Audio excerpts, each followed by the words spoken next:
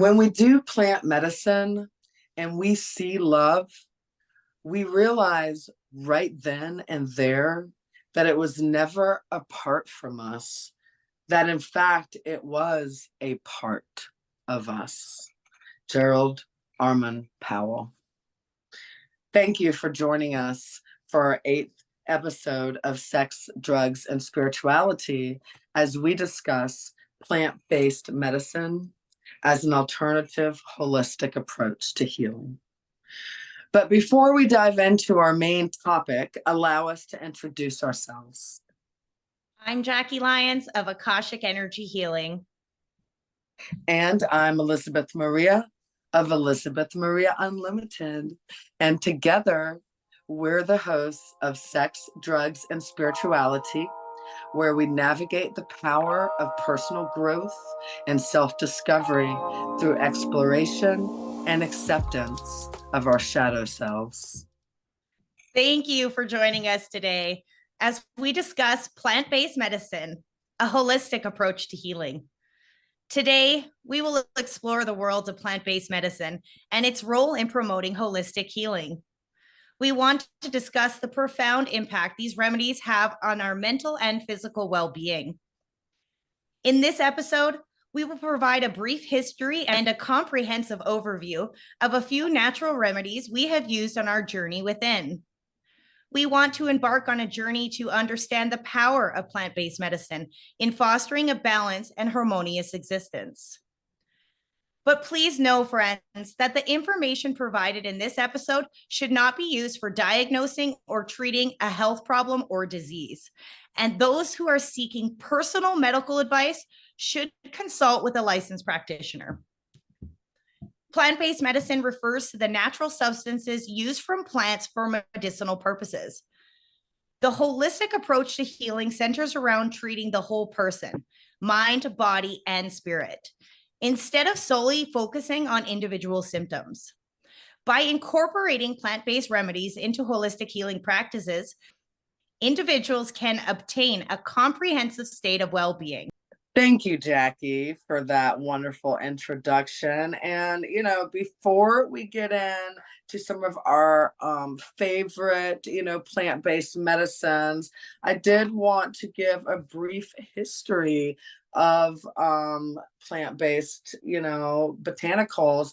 And this is most of the research I gained from PhD Denise McKenna, and from her article on botanicals. And so, archaeological excavations dated as early as, 60,000 years ago, that's a long time, have found remains of medicinal plants such as opium poppies and cannabis. And so really, since the beginning, humans have experimented with plants to learn how they can help us heal. So, it's kind of like we've used ourselves as test subjects for, a millennia or more. And it's possible that, some of our ideas about the curative powers of plants, not only have we used them on ourselves, but that they actually started from observing animals using plants. And so I just love that idea of just being so one with, nature, that you're, just observing what the animals are eating and observing, when an animal is sick, like what plants do they seek out and stuff. It's really just a beautiful symbiotic way to think about healing. In many cultures, knowledge of plants' curative properties came through the practice of shamanism. And this is a kind of spirit medicine, and it's still very much practiced and, all across the world.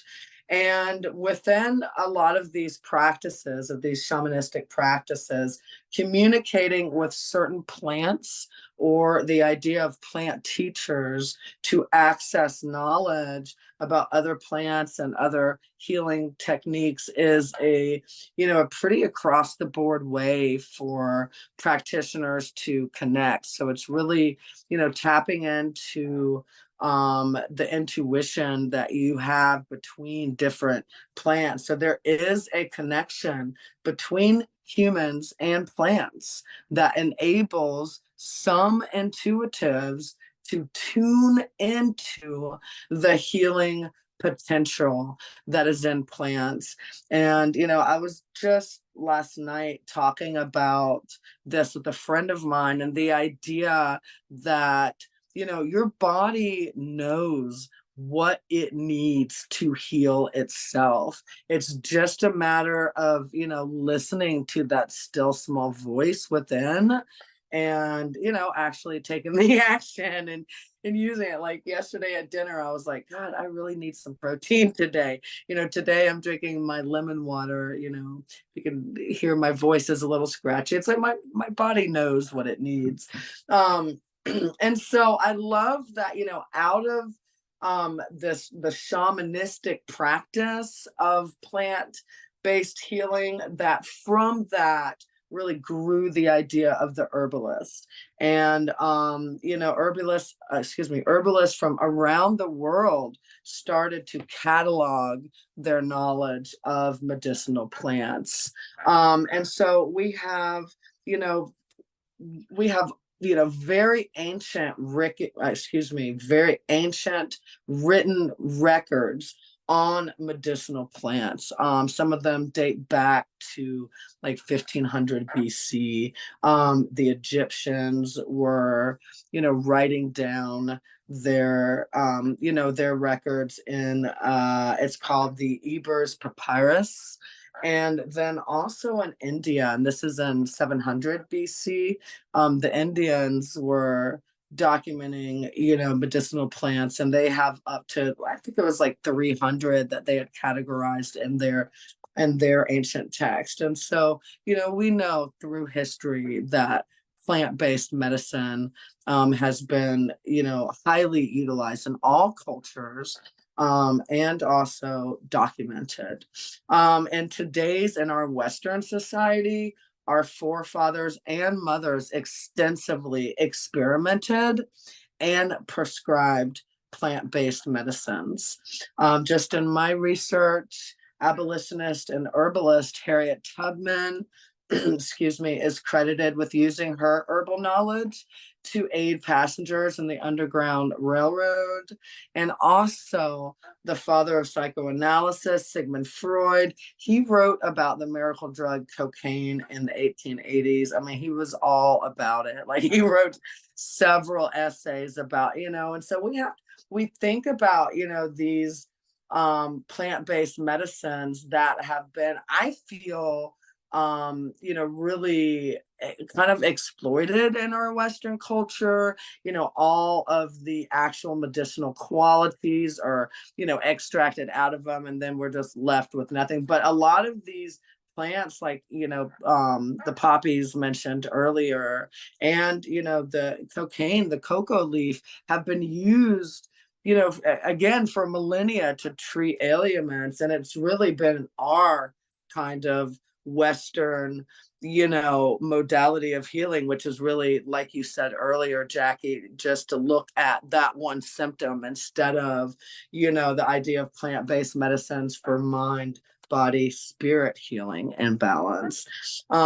Excuse me. And so that didn't really make a big return in our kind of Western society, honestly, until, like the 1990s. I mean, I know that natural foods and stuff made a big comeback in the 1970s, but really, the pharmaceutical industry has a huge hold on our Western medicines. And so, but towards the 1990s, the use of plant-based medicines began to increase again. And by 2010, the global retail sale of botanical supplements amounted to more than 25 billion. So we know that people are listening to their bodies and using plant-based medicines, which I think is so beautiful. I mean, that's a big number. excuse me, and outside of the United States today, the World Health Organization reports that, and this is a huge number, 75 to 85% of the world's population continues to rely on botanical medicines dispensed by traditional healers for their primary health care, right? And, so this is a practice that they have always done, and a practice that, from a Western perspective, that we are moving back to.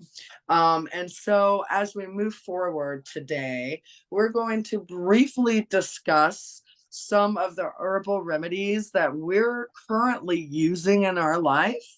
And then we will move on to a discussion of the main psychotropic plants that we've used to aid our spiritual awakening. Jackie, take it away. Thank you. And there's so much I could pick apart about what you just said, but you said it so beautifully. And I can't wait for the meat and potatoes of today's episode, because it really facilitates where my mind has been at once I started listening to my body, and some added support that I needed in that sense. So there's a few that are kind of my faves. I stick to them for a lot of things. And then I'm going to discuss those because I use them for myself. I'll explain a little bit as to the benefits overall, and then I will touch back on how I personally utilize these. So the first one I want to discuss is lemon. And lemon is really all about supporting heart health, and it helps to boost your immunity, helps to improve digestion, control rate, reduces risk of cancer, helps reduce oral disorders, and it has amazing benefits for the skin. And like Elizabeth said, she wasn't feeling that well today, and she knew that her lemon cayenne drink is kind of one of those beneficial ways that she utilizes to help her feel better. And really love that you're drinking it. I'm talking about it. And for me, I started using lemon essential oil as a natural retinol.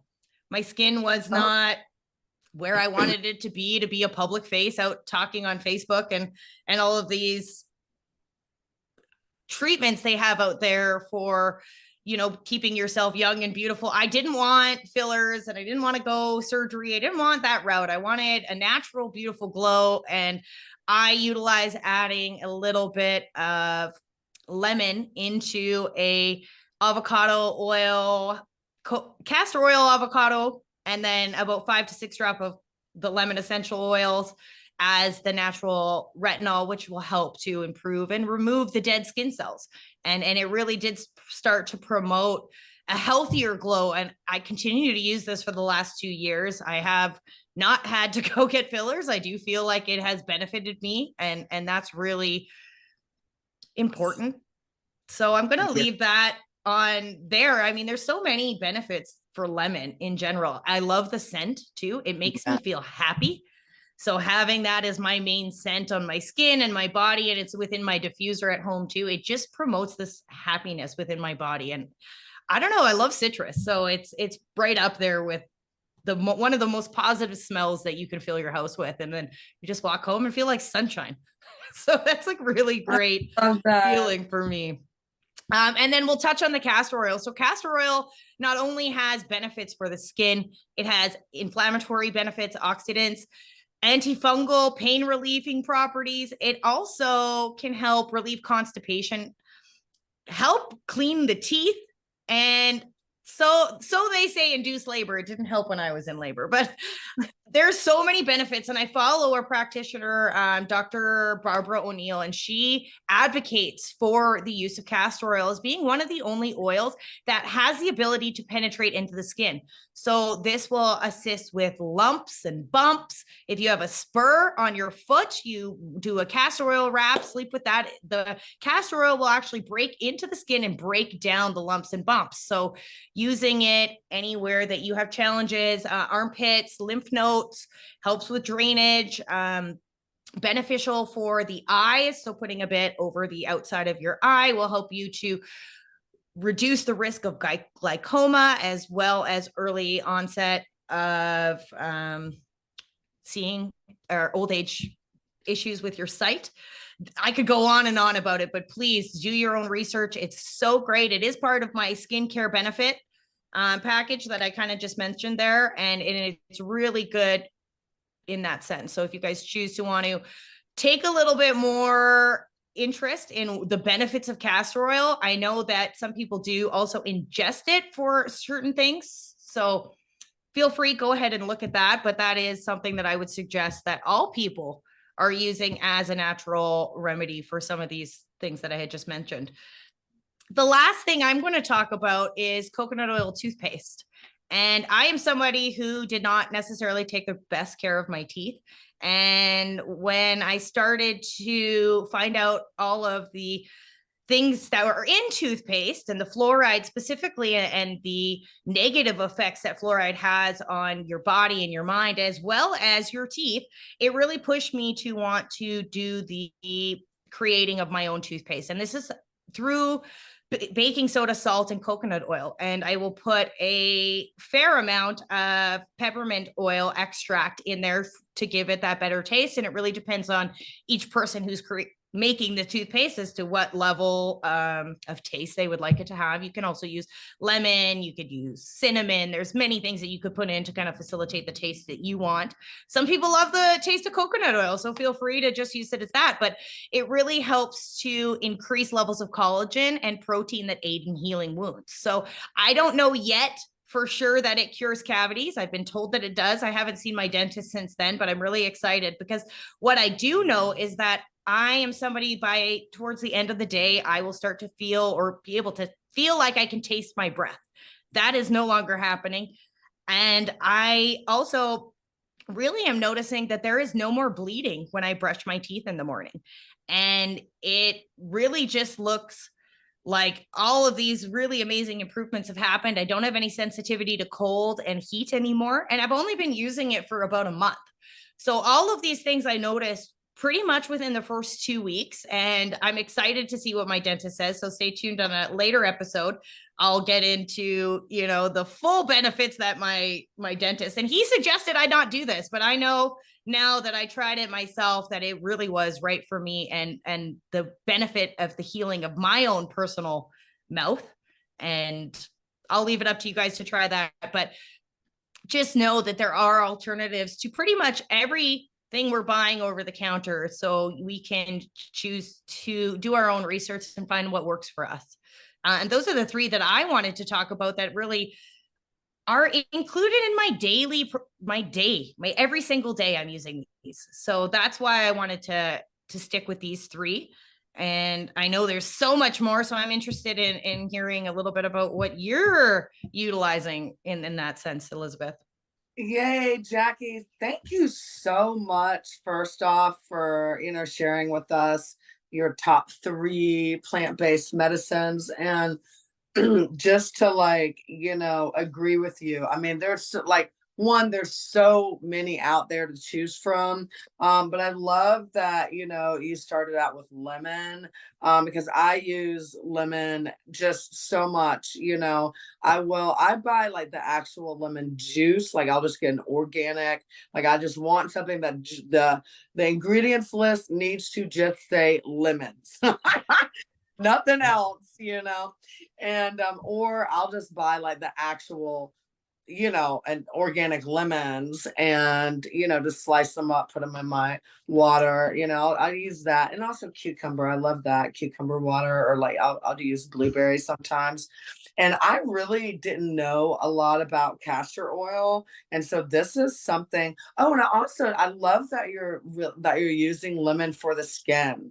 Because actually right before, getting online with you today, I was looking at my skin and thinking, wow, I really need something to kind of, even out some of the tone and stuff. So I'm going to try the lemon extract and the castor oil.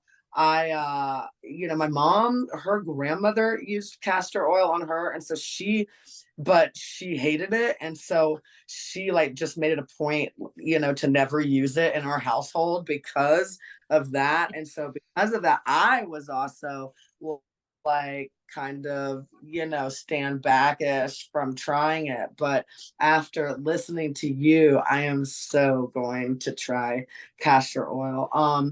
And I also use coconut oil. I use it as like a mouthwash, like after I brush my teeth. But I love the idea of mixing it in with, and I would love to get, maybe, we can post in the comments like the actual ratio of the ingredients list that you have for your toothpaste, because Definitely. that is super cool. Thank you, No Jackie. problem. Um, yeah, so when I was thinking about what I use on the daily, the top three herbs for me are echinacea, and I guess I was thinking more in line of um body immune health, and what I use to just to stay healthy through the seasons. And when I'm in work mode, or just going, and then I have to, my body says, okay, Elizabeth, it's time to rest. What do you use? And so echinacea and excuse me, purple coneflower, same thing. I mean, one, they're just so beautiful, and they're really easy to grow. And people use echinacea to basically, it shortens the duration of the common cold and flu. And so it reduces symptoms, sore throat, cough, anything like that.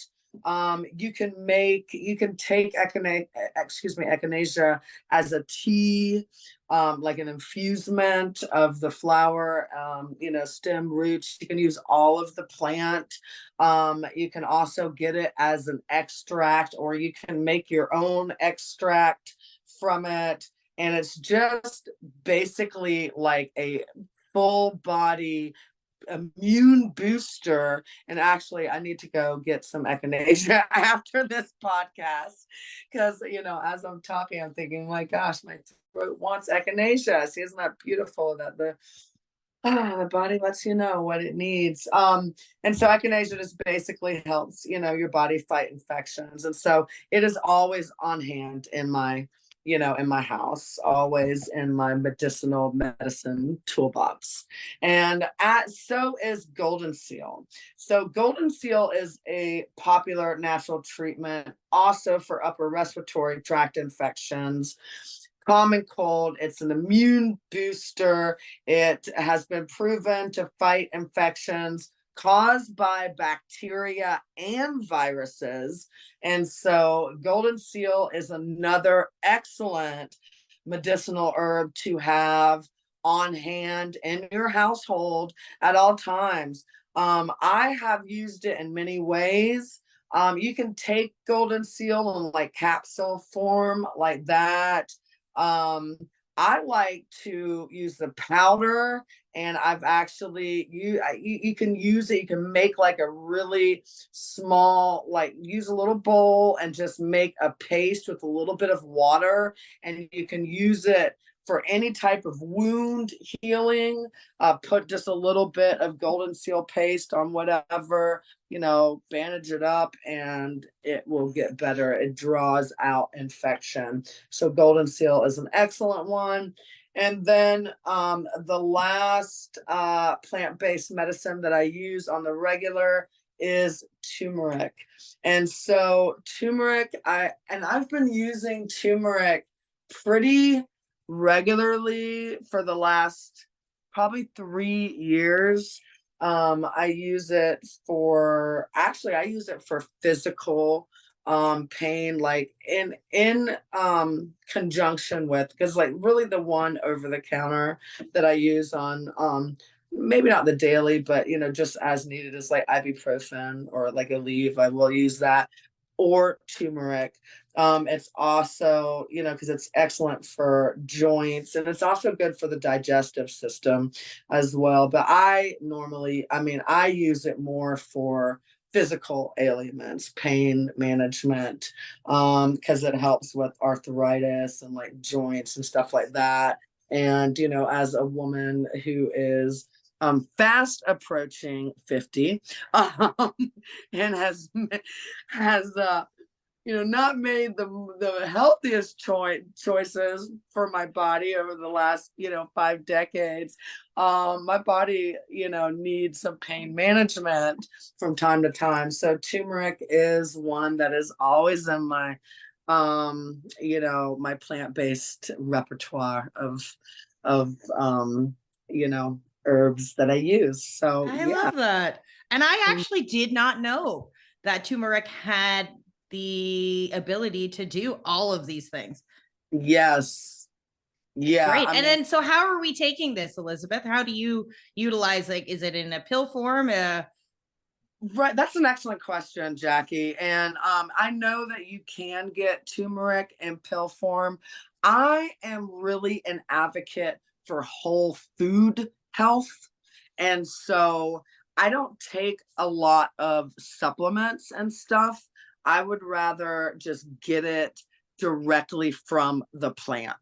And so you can do an infused, or like an infusement is basically just when you put like the root. And so turmeric, you can buy the root, just the whole root, and you can make an infusement with just water, and you just boil it, you get it, bring it to a boil, and then just infuse it maybe on low for a couple hours for it really to bring out the properties, and then just make a tea. I always use honey, a lot of honey in my tea. Some people, and so definitely that's how I usually take it, is Okay. tea form. And I Mhm. think I agree, or that's what resonates to me more too, is using the actual plant itself and then kind of, like you said, drawing out those healing qualities. And it reminds me of a cough syrup I made for my son, where it was honey, like you just suggested, and onion. And you allow the honey to pull out the healing qualities from the onion. And I saw an amazing improvement in my son's cough and cold by using that remedy. And I've only done it once. I mean, it is a lot more expensive than buying cough syrup. But Right. because he suffers from respiratory issues, I really was looking for a more healthy way to help his ailments. And I feel like I heard his chest start to break up a lot quicker. And so, just because you had I mentioned love the it. honey, I really enjoyed that one as well. Yeah, yeah. Well, and the foods that we eat, again, I'm a huge advocate. I mean, the middle part of my business is all about whole food health and food advocacy, food justice advocacy.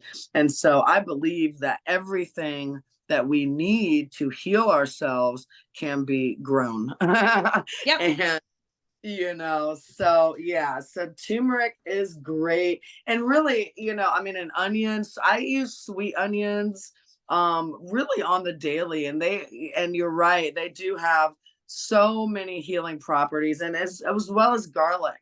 And that was Mm-hmm. actually one of the ones I was thinking about including, because I use garlic like all the time. And I guess I'm definitely part of like the slow food movement idea, that I mean, I use whole clove garlic, and part of the meditation, part of the healing process for me is like peeling the garlic, like chop it. I mean, I talk to like as I'm preparing my meals or any type of infusement for health. Like I talk to the roots, I talk to the garlic, I chop it, Well, and I it, like how you're saying that, because as we were moving into the next part of yeah, our conversation, the idea of using plant-based medicine for holistic and healing purposes is with the idea that these plants are conscious. And yes, by speaking to it and setting your intention, you can actually create the experience with the medicine that you want. And because it is a conscious entity in of itself, it will then know how to work with what you need from it. So I I love really love that you do that. And I perfect. can't wait for you to cook for me. My God, I feel like I've been waiting forever. Like, Perfect segue into our psychotropic plant discussion, because I know that we both have some experience with that within our spiritual journeys. So Jackie, do you want to? So the first thing I want to talk about is the mystery of psilocybin mushrooms. Anybody who knows me knows I have a great love for mushrooms, and mushrooms have been revered for their healing properties and mind-altering effects for centuries. Mushrooms in particular contain the psychoactive compound psilocybin, which generates a wide range of sensory and emotional experiences. Mushrooms continue to be used in indigenous ceremonies for spiritual purposes, personal growth, as well as it has started to become a treatment for mental health disorders such as depression and anxiety. So I'm going to pass it to you, Elizabeth, and get your thoughts on mushrooms and what remedies you've tried or any of your experiences, positive or negative, within the mushroom bracket or the mushroom umbrella as well. Okay. So and then, okay. So I was first introduced to, mushrooms really when I was a teenager, and I'm from Georgia. And so my friends, like, on a Friday night, they would everyone drives to the country and literally picks mushrooms from the cow patty fields, and so that was my introduction to mushrooms, and as just another, plant-based drug, really. And I did not, because I was really big into psychedelics for a period of time in my life. And so fast forward probably, gosh, 20 years, I did them several times back then, and I really just they never really spoke to me, literally or or metaphorically. It just did not. But then fast forward and then I remember doing them once, and it just made me really sick and just made me puke, and then it just made me feel nauseous, and I just did not like them. So I didn't do them for a long time. And then when I really started on the accelerated part of my spiritual awakening, that was when I was reintroduced to mushrooms. And what you said earlier about really speaking to the plants and putting your intentions into what it is that you need from the plant. And so, in my second introduction to mushrooms, that was the state that I was in, is really knowing that I was using this as a plant-based medicine. I actually went on what I refer to as the She Rose journey. I love it. About 4.5 milligrams, which is a pretty high amount. You take that much, that's the She Rose or the hero's journey. You were gonna go on a journey. And I did that my first time up in Maine, when I was living on a medical marijuana farm up there, with the intention of, and I do this a lot when I'm connecting with through my tarot or any other exterior tool that I am using to connect to Great Spirit.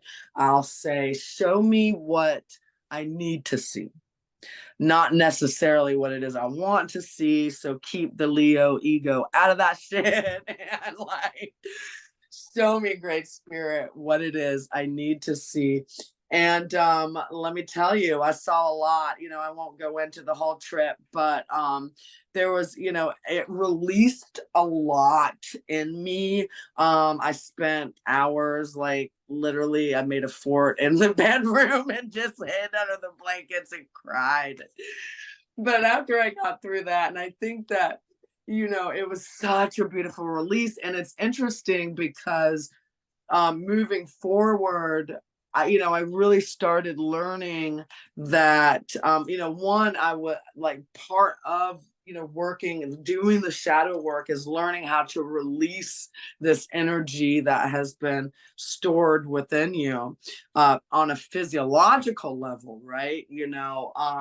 And so it makes sense that, I was just releasing so much of this stored up energy. And then at the end of the experience, I remember looking in the mirror, and it was probably one of the most profound hallucinations that I've ever experienced. And I have definitely gone to different states of reality under the influence, and just from through meditation. But I looked in the mirror and I saw all of the different evolved states, like, of my being.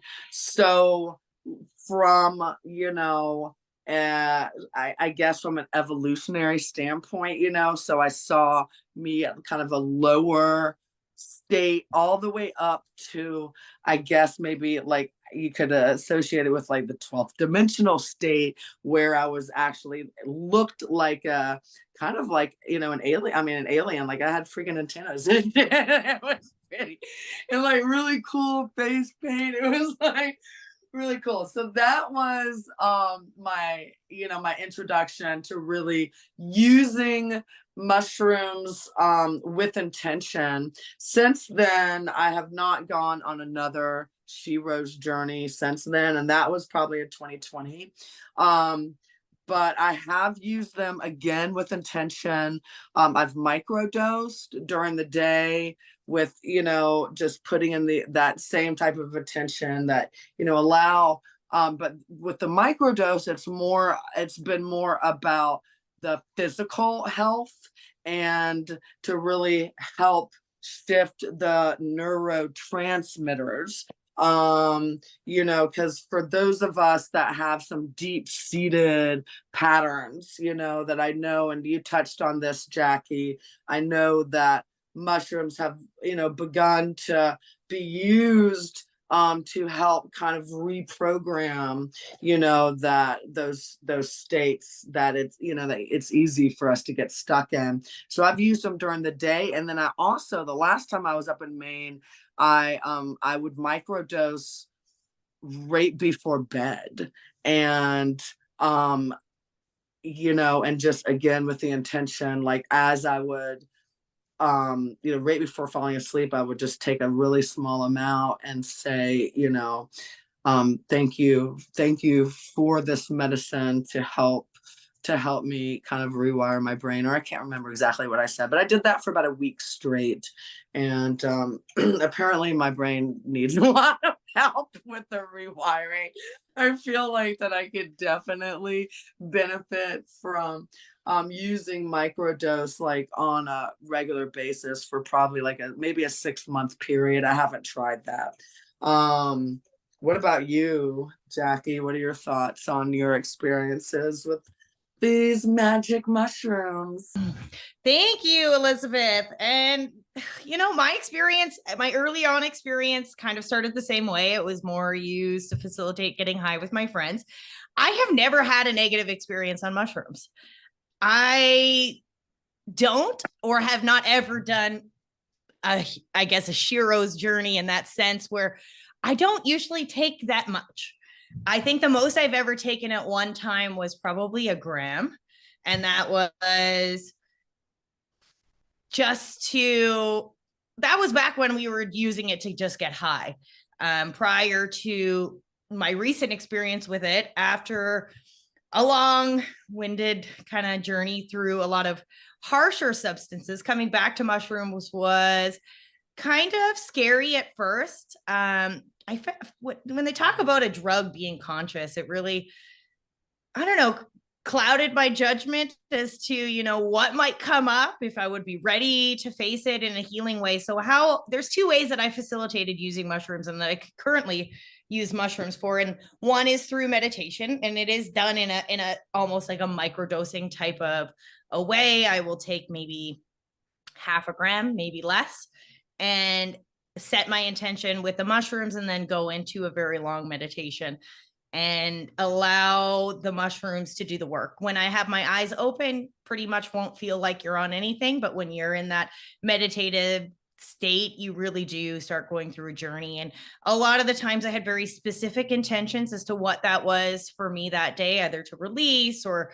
to connect to love or whatever I needed it for. Intuitively, I knew that my body needed to heal something, and I set that intention with the mushrooms and the goddess Isis, and then we took that journey together through healing. I would suggest Steve Noble has some really amazing meditations that will take you on a journey, and he has such a repertoire of healing meditations that you can kind of pick and choose based on what you're looking for the mushrooms to use. But he has longer meditations, some up from an hour to an hour and a half. So that is a really good one to take a long journey on healing when you're using mushrooms in this sense. The other way I use it is to facilitate connection. So I only usually have a couple people that I will do mushrooms with, and the majority is my family, and we see each other a couple times a year. So usually I will bring some mushrooms already infused with the intention to create connection. And once again, we're only eating small bits because we are also drinking at the same time, but it really helps to connect and create a vibration. And we have gotten into some really in-depth conversations about our family history, family traumas, generational traumas. I've learned to connect to my family in a way that I had never felt connection before. So it really is a good, fun time. We've never had a bad time. It's a lot of laughs, a lot of stories, and it really did just help to create a vibration of connection between us. And it allowed us to kind of get into these different, deeper conversations that maybe we wouldn't have been able to if the mushrooms weren't there to facilitate us.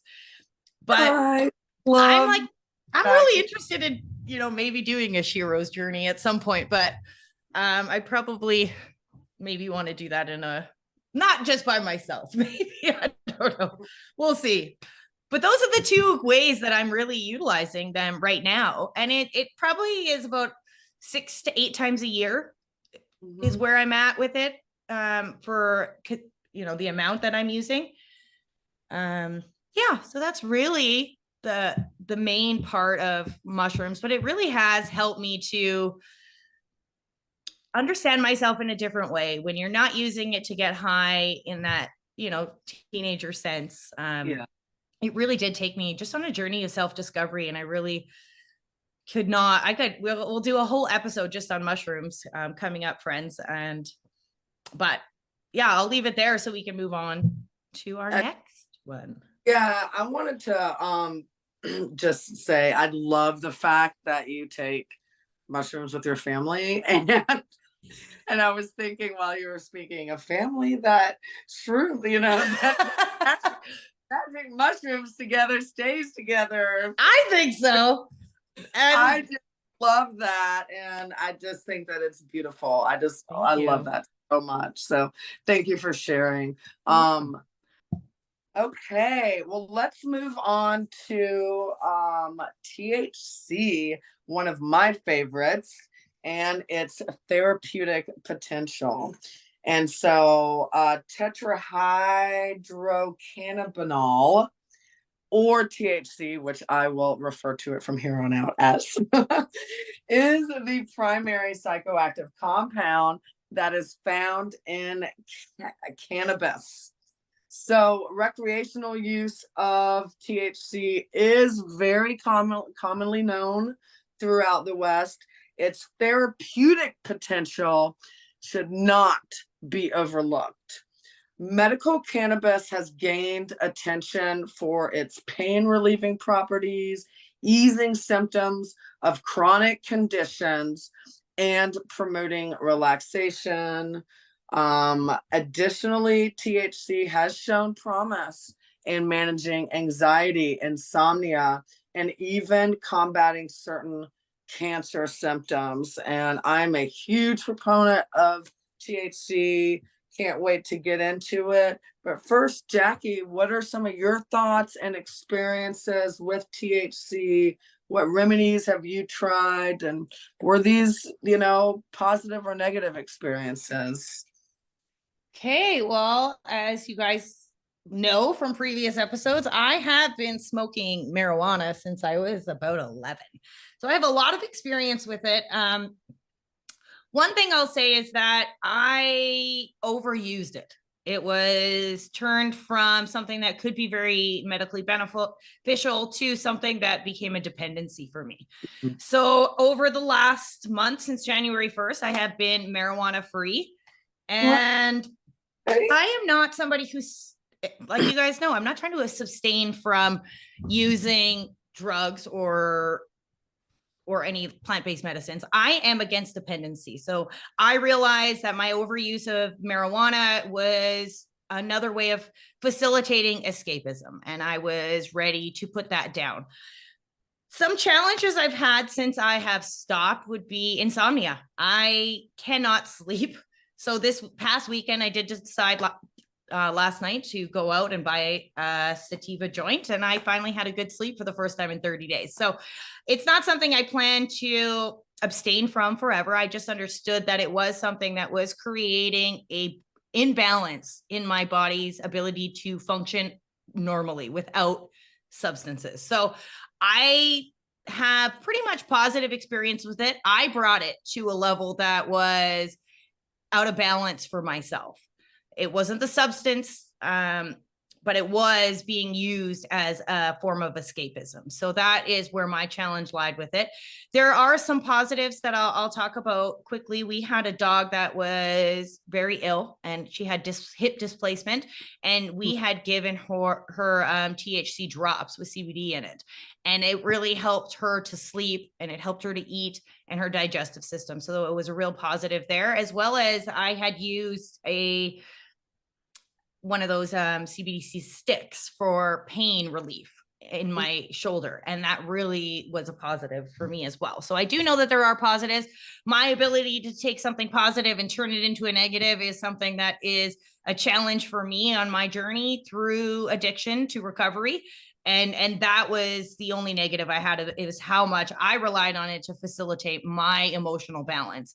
And that is not a problem to the drug. That is a Jackie problem. And Jackie has now fixed that problem. So it will be something that is reincorporated back into my journey in the future. Never in the same way it was, but I'm really interested in seeing how it can benefit me once it's all fully out of my system. And then I can really understand what the benefits are, because you're not overusing.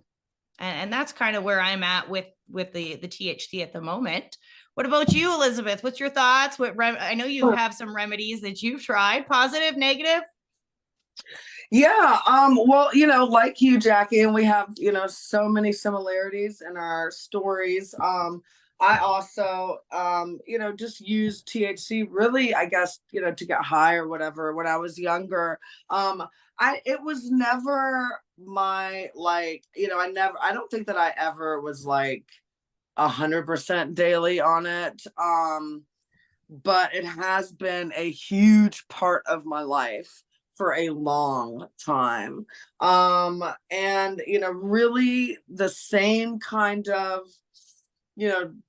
shift during the accelerated part of my spiritual awakening was really when, like mushrooms, I started using THC with more intention and thinking about the medicinal qualities of it, especially again with the physical pain management. As I mentioned earlier, I lived and worked on a medical marijuana farm up in Maine, Integrity Farms, Maine, on and off for like the last 3 years. And so, while up there, I learned so much about not only in the preparation, the harvesting, the different types of terpenes and how they can interact, not only just with, just like which ones help with anxiety versus, which ones help more with depression, or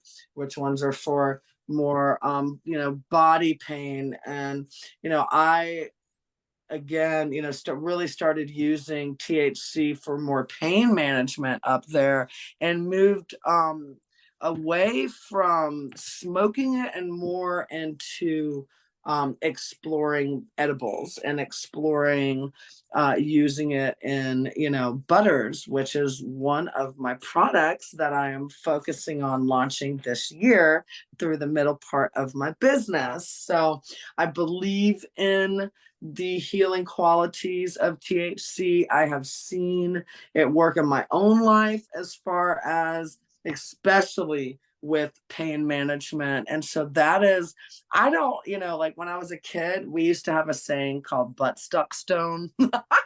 And it was like, and so I'm not interested in being butt stuck stoned,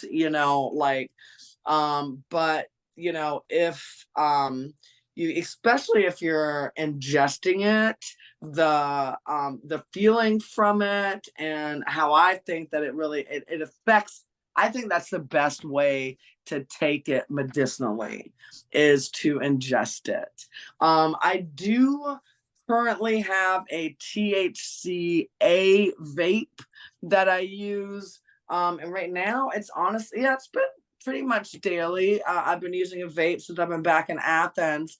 And, because I think there's the farm bill just passed like this past year that gave the cannabis industry a wonderful loophole to sell THCA legally in Georgia, because as you guys know, if you're listening in from Georgia and know anything about my wonderful home state, that we are a little behind the times. And so it is definitely like, regular THC is not legal here yet. But the THCA has, especially for pain management, and I use it for anxiety.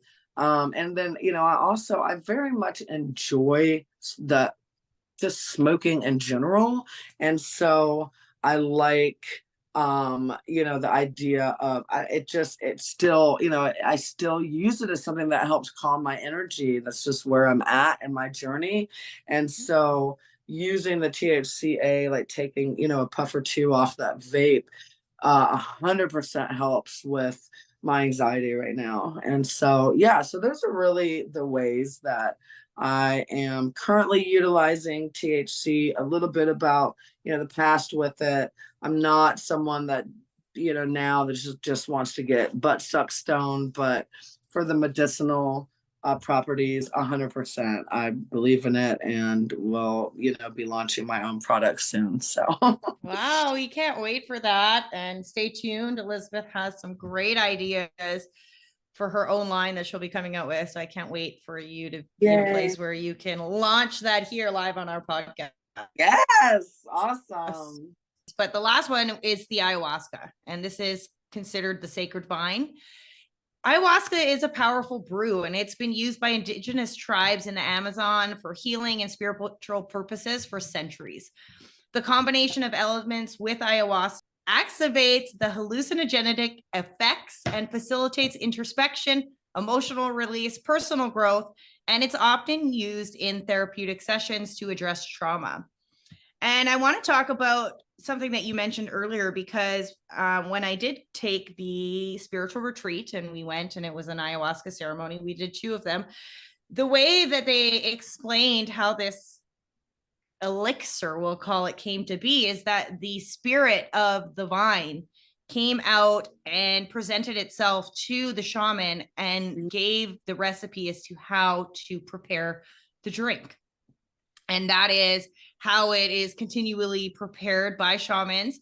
And there's numerous places you can go if you're choosing to embark in an ayahuasca journey. And much like you, Elizabeth, there was 2 ceremonies. And much like you said about the mushrooms, I also asked for my first ceremony for Mother Ayahuasca to provide me what I needed. And with the second ceremony, allowing it to provide me what I wanted to see. And she did not disappoint. It was a very transformative experience for me. One of the things that I really want to stress about this is that I was in a really confident state going into this trip. I knew that it was what I wanted to do on my journey, and I knew that it would help to facilitate my personal spiritual development, as well as assist me in labeling some of these last few things that I was challenging to go through.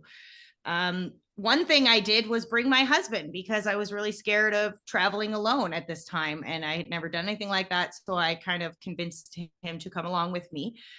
He was not at that point in his journey where he was ready to see what he was shown, and it actually hindered his progress. in his recovery from some of his traumas and addiction, because he wasn't at the same place as me. So I really want to put it out there that it is up to you to decide if you are ready to take that step. I can't tell you what you would see or how you would see it. It really is a conscious drug, a conscious plant-based medicine that will affect every person uniquely. So I just want that to be the awareness that I was in a place that I was really confident and ready to take that step. But that's not, to be taken lightly. Some people will need to know that for themselves. So, bringing a partner with you that might not be, as at the same level as you could cause, an adverse effect. So really having that mindfulness and that awareness around that. I don't want another couple to head down there and, try something that they're not ready for. It really was something that continued to come up on my journey. My body was telling me it was time to take this step. And so I did, but that kind of is something I really wanted to touch on because it did have such a profound experience for me, but that wasn't the case for my husband too. So it's really utilizing your own inner knowing for what's best for you is probably going to benefit you a lot on taking that step, because it's a really, really powerful. So that's kind of what I would like to talk about on that, Elizabeth. I know you don't have personal experience in it, but you've heard a lot about it. I've shared my story. I know you've heard a lot of other stories. What's your thoughts on taking that step, or is it something that you've been thinking about doing? Well, I have thought of myself as a drug connoisseur of sorts, so from that perspective, I probably will at some point try it. I have done, like the heroes journey that I took on mushrooms, so I've definitely taken enough plant-based, medicine, other types of medicine that I have gone on journeys, and I have, again, really put my intentions into seeing what I need to see. And so, I like the idea that the plants that we are supposed to work with come to us, and so it makes sense that, I guess maybe, I don't know if it's a regional, I mean, I don't know. Ayahuasca has not been a plant that has come to me, as so when it does, I am always open to learning more, and I would probably try it, but it just hasn't been, something that I've sought out or whatever.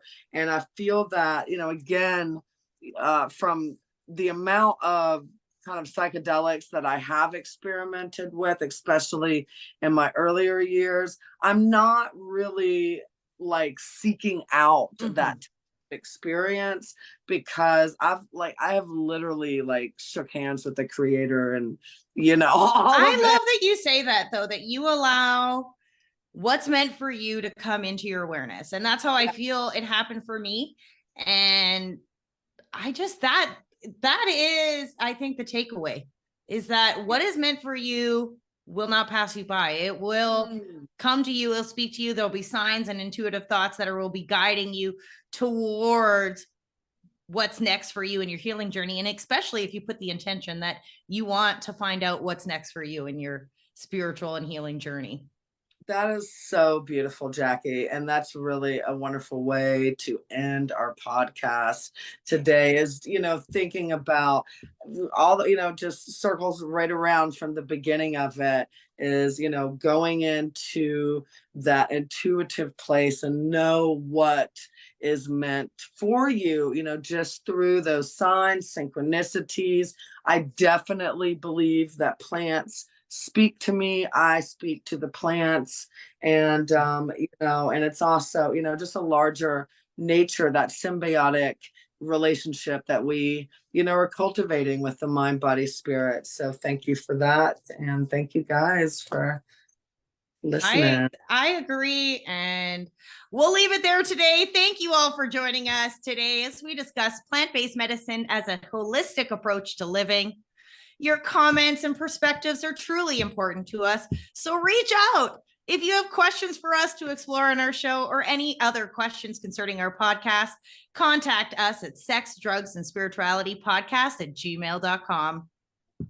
And if you'd like to contact us about our individual client offerings, please click the link in our description and be sure to mention that you heard about us on Spotify.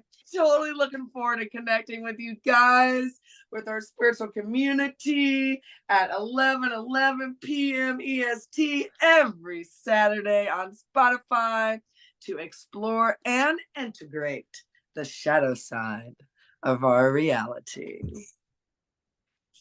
Love and light.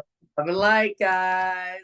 Sex, Drugs, and Spirituality Podcast. Elizabeth Maria, Unlimited LLC. And Jackie Lyons of Akashic Energy Healing is not responsible nor liable for any advice, course of treatment, diagnosis, or any other information, services, or products that you obtain through this website.